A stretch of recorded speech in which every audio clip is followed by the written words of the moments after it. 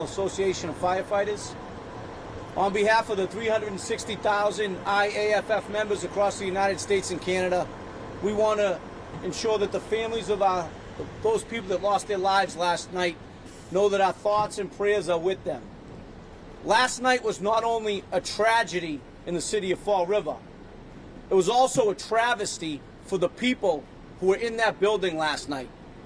Fall River Fire Department runs with 10 fire companies. Only 2 of them are staffed at national standards with 4 firefighters on those companies. The other 8 fire companies only have 3 firefighters on them. That's wrong. Last night, had they been staffed properly up to national standards, there would have been 8 more firefighters effecting rescues here last night. There's no doubt that would have made a difference in the amount of people that we lost to this terrible fire last night. Lives would have been saved if the Fall River Fire Department was adequately staffed.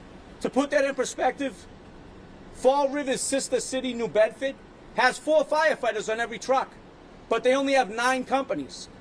Had this same fire happened in New Bedford, there would have been more firefighters at that fire with 9 fire companies than there was in Fall River with 10 fire companies.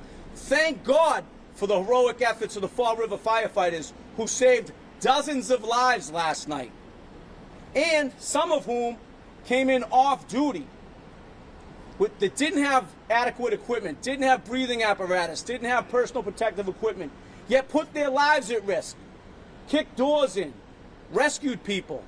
But unfortunately, it just wasn't enough. That's wrong. Fall River and the people that live here deserve better. And we call upon the mayor to increase the staffing up to what New Bedford does, up to what the national standard calls for, which is 4 firefighters per company. That's what Fall River deserves. I'd now like to bring up Michael O'Regan, the president of the Fall River Firefighters Union, who also, and I'll say it, he probably won't, responded heroically last night from home, kicking in doors and rescuing people, and did a tremendous job. Michael. Thank you, sir. I responded, I was here about 10 minutes before, 10 minutes after the initial alarm.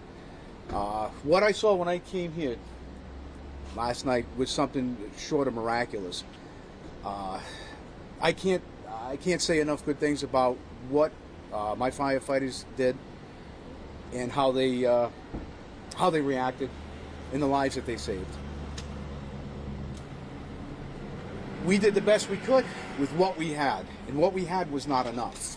And for many years in the city of Fall River, public safety has been a line item. And lives are a budgetary concern. Last night was an example of this. 40 minutes into this incident, 40 minutes into this incident, Captain O'Regan, who also happens to be my brother, responded, came in, 3rd floor, we started ventilating windows and searching windows. 40 minutes after, Captain O'Regan found 3 victims and also helped recover 1 other. There were no other firefighters available to help Captain O'Regan do a search in a fire building where we had unknown number of victims. Now I'll bring up Captain O'Regan, and he can kind of tell you exactly what he saw and what happened, what transpired. Thank you. Hi, my name's Frank O'Regan, captain of Heavy Rescue 1. Obviously the better looking of the O'Regan brothers. Typically in a recall, when you come in, you're really just, rolling hose, maybe doing some overhaul. So to my shock, when I came in, it was still a very active fire scene with rescue still going on. I couldn't find any breathing apparatus, and there was really nobody on the B side of the building doing, like, the guys with gas in the back. They were still pulling people out, and there was nobody on the B side. And I saw my brother and a couple other people said, hey, there's still people trapped on the 3rd floor. So they raised a ladder. I went in. I didn't have an air tank or anything. First room empty. Second door I kicked in, body. Next room empty. Next room, body. I just kept yelling. Guys kept coming down. We kept dragging them out, but I searched as much as I could, and then after a while, they just can't take that much smoke. So, on my way out, I saw a crew struggling with a heavier person, and they were dragged. So I helped carry her out, but there was just nobody there. There was just nobody there, and I couldn't believe that after all this time, there was still a whole area with people trapped. It was awful. It was 32 years. This is the worst loss of life fire I've seen. One of the worst fires I've been to, and I'm retiring next week, so I don't know who's next, but all right, thank you. So as you can see, notwithstanding the heroic efforts of the Fall River firefighters who came in off duty, those first arriving companies did not have adequate help on scene to effect the rescues that needed to be effected at the time of the fire in order to avert the large loss of life that we saw last night. So with that, I'll take any questions. Anyone, can you kind of just explain play by play? You get to a scene like this, and are you containing the fire first and then rescuing people? And why would it be? Was it just a numbers thing? You didn't have the numbers to get around to that side of the building, or were people just placed in different areas? Kind of break down why you would have been alone in one spot. Well, I mean, I wasn't here last night, but to answer your first question, when there's people hanging out the windows, the first order of business is to get them out of the building so that they don't jump, right? That's the first order of business.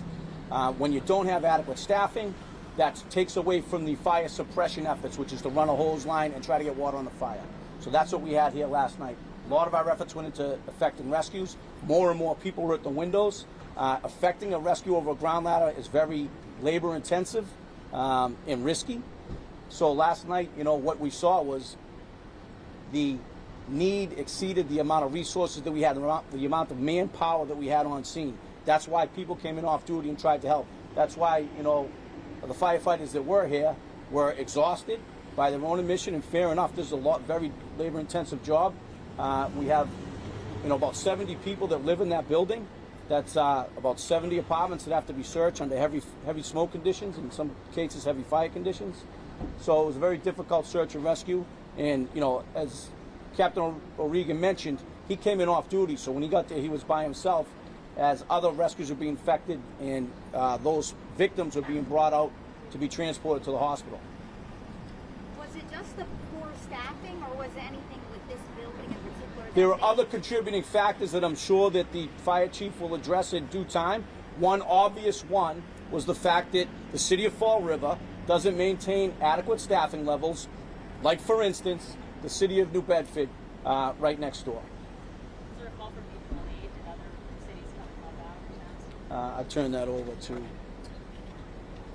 Mutual aid, yeah, I believe that we had several communities, Tiverton, Somerset, Westport, might have had Swansea, covering the stations, but this scene was Fall River.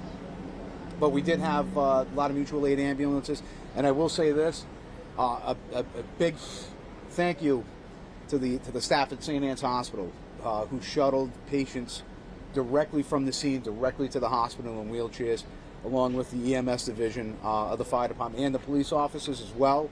Quite a few of them also got transported for smoke inhalation because they were also actively engaged in rescue operations. Michael, can you walk us through? You said you were at home. Yes, sir. You got here within 10 minutes. Yep. Why did you come here, and what did you do as soon as you got here? I heard the call, and I knew the address, and they had an active fire inside of an assisted living, and they were already calling out multiple rescues. I was supposed to be working today, so I already had my stuff ready, and I just responded here. When I got here, what I saw was everyone was overwhelmed, split between rescuing those that they could see and searching for those they couldn't see. And then there were crews that were actively engaged in fire suppression. The amount of people that we had, if you take 60 people, we have 30 firefighters on scene. That's 2 residents per firefighter. And we had to break the windows, ladder them, climb in, extricate them. Many of the people were non-ambulatory or unconscious. So each one took the air conditioners that were that screwed into the windows that we couldn't get out. Each one of them took a significant amount of time to extricate them from the building itself. And like I said, 40 minutes, and we were still actively finding victims in an active scene. And that was due largely to manpower. So What was it like to be? What was it like to be inside that building? And did you ever think twice about going in? Well, seeing as I didn't have any turnout gear and I didn't have any breathing apparatus, it was smoky. For quite a few of us, I went in there that didn't have anything, and basically you do what you have to do. I didn't have time to go get the stuff, and we didn't have any extra stuff, so we did what we had to do. And did you realize at a certain point, I have to get out? The smoke was just too much. Yeah. Besides, the chief told us you've eaten enough smoke. Get out. Get out. Go take a break. Both us, me, Captain O'Regan, and quite a few other guys here, all the same. We all ate the same amount of smoke, and we all did the same amount of stuff. None of us stood out as being more heroic than the others. We all did the best we could to try to effectuate a positive outcome at this scene. How are you doing today? A little hoarse, a little tired, but I'm okay. My main concern is with the guys here that had to experience this, the largest loss of life in Massachusetts in 40 years, and the families and the victims. I'm more concerned about them than I am myself. Were any of you among the injured firefighters? And have you been in contact with any of those who were injured? And how did you? I believe they were all minor injuries. One of our members came by this morning. He got 12 stitches to his hand from a glass window when he was trying to extricate it, and a lot of smoke inhalation. Are you able to say who called 911 and when that call came in? That I wouldn't know. What was it? The first people that got here, what time did they get? That would be up to the chief. I'm not specific on times and stuff. I know what time I got here. Can you walk through again the issue with the staffing? Like how many folks were here initially, and then I guess what ideally that number would be? We had actually the entire city. Every piece of apparatus, I believe, was here. This should have been. If this was the city of Fall River, if this was the city of New Bedford, or Boston, or Worcester, with 4 firefighters, there would have been 40 total firefighters initially on scene before any off-duty firefighters showed up. There were only 32. Those additional 8 firefighters, in my opinion, would have affected rescues, would have saved lives, and I don't think I'm overstating that probably 5 more people could have lived had those 8 firefighters been on scene, been able to affect rescues if they were here initially on the apparatus where it should be staffed to. Eventually, more folks did show up with mutual aid, right? They did, but as you know, time matters, and as the exposure to the smoke, people become unconscious, the CO takes over their bodies, and unfortunately they die if we don't get to them in time. And that's why time matters. That's why we have to have adequate staffing on the apparatus responding to these fires. How long have you been warning the city about staffing issues? I believe this is something going on for decades. It's been a pressing issue for many decades. Closures of companies, cutting back on staffing, reducing staffing. It's a slow, gradual process where the city balances the budget on public safety, and we find it completely unacceptable. I would ask the mayor, to what cost a human life? To what cost 9? Now, what changes do you think you need to see to increase the staffing, whether it's recruitment, budgeting, benefits? What do you think the city can do to help fix that problem? Find the money. Government is awfully good at wasting money on nonsensical projects when they should be putting it towards life safety. Again, what price does a life have? Let me say that real quick. The mayor can decide tonight to staff this company, this city properly. He can order the chief tonight to put 4 firefighters on every piece of apparatus in the city, and it would be done. Can I ask you a follow-up question? Sure. Have you had a chance to process last night, this morning? How you doing? I was feeling pretty sick all day, so, and I'm working overtime tonight, so I'll hydrate a little and back at it. And your fellow firefighters, can you talk a little bit about working together out here and what you guys did working together since you were out here? Yeah, when I got here, these guys had done an unbelievable amount of work, just a tremendous amount of work, and these guys were really beat up, and they were making all kinds of rescues out windows, coming down stairways, so they had done such an unbelievable amount of work when I got here. That's why most of them were just completely spent. I get all the credit in the world to the guys that showed up and just saw this horrific scene. Like, it must have been awful. You mentioned some of the challenges, from the air conditioners to the fact people that you were dealing with here. So you had to overcome a lot that maybe just a normal fire. Yeah, the ladder they put up, I had to push the air conditioner in, take the window out, and then just kind of dive in. But there were a lot of air conditioners and the windows kind of screwed in. The mobility of people, that, were many people, you mentioned that there was a challenge of, making sure that people could get out of the building safely, them being able to walk on their own. I know nurses will say that, their biggest fear is a fire at an assisted living facility or a nursing home. There's a lot of disabled people here.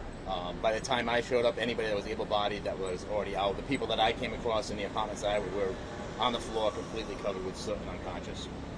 Are you guys able to say whether the sprinklers were going off when you entered the building? I don't know. I'm not going to comment anything that's an investigation worthy kind of. Assuming that you probably can't answer this, but any indication of what started the fire? I can't even venture a guess. You know where? Maybe. I came in, I went to the B side of the building, and that's kind of where I kind of check things out later, but that's way out of my scope. Can you say and spell your name? Frank, F-R-A-N-K, O'Regan, O-apostrophe R-E-A-G-A-N. In the position of the fire department? I'm the captain of the heavy rescue company for another 12 days or something like that. And then I'm retiring. Thank you. Thank you. Still, one more piece I want to identify.